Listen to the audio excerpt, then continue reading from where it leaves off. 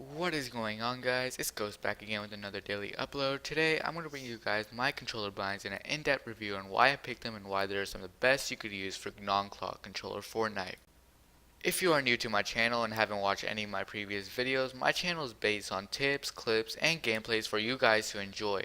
If you enjoy the content, be sure to subscribe and turn on post notifications for more daily content. I also want to thank everyone who has subscribed for helping me reach 200 subs. I never thought I'd reach here so quick, and I'm happy you guys enjoy my content. So, without further ado, let's get right into this. So to start off, I use Builder Pro as my main set of binds. I would highly suggest switching if you already have not. You can achieve and do so many more combinations of builds to improve your gameplay that it's not even funny. I used to play Combat Pro up till around Season 6, yeah I know it's crazy, and I thought I was good until I tried Builder Pro. I was able to speed up my builds, one of the most important functions in the game, while still making them more easier and smooth to do.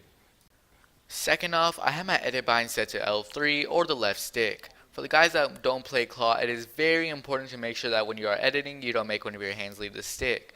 The small amount of time that it takes to move your hand from the stick so your edit bind may not seem like a very big issue, however it all adds up and slows down your edits in the long run.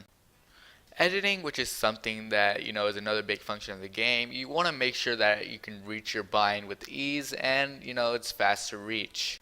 Having my edit bind set to the left stick also allows me to achieve instant edit, which makes it so I don't have to hold down the button for a certain amount of time to actually start my edit.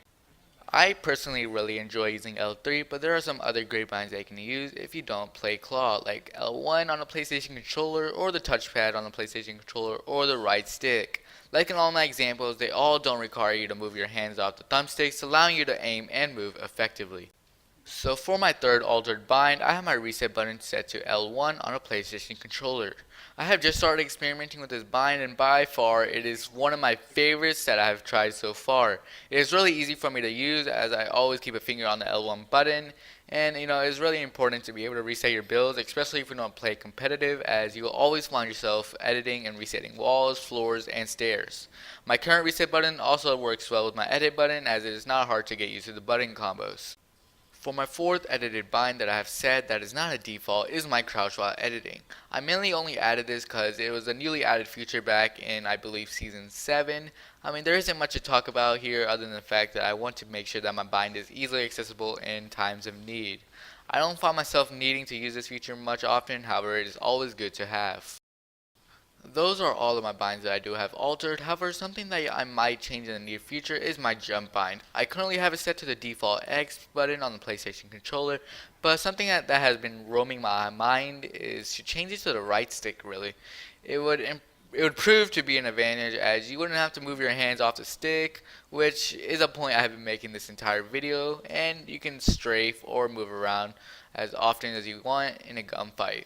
If I do decide to switch and try it out, I'll most likely post a video on how it is and really if it is worth the change. Also, I do want to address the rest of my binds. So for my confirm edit, I do have it set as circle for the PlayStation controller.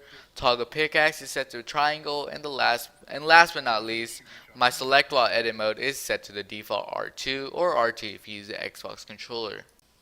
But that will be all, everyone. It was a little bit of a short upload for today, but nevertheless, if you do like the content I post on my channel and found this video somewhat useful, be sure to like, subscribe, and turn on post notifications for more content like this. Let me know down in the comment section down below if you made it to the end by commenting Ghost. I'll give you a shout out in the next video, and thank you guys for watching. I'll see you guys in the next one. Peace.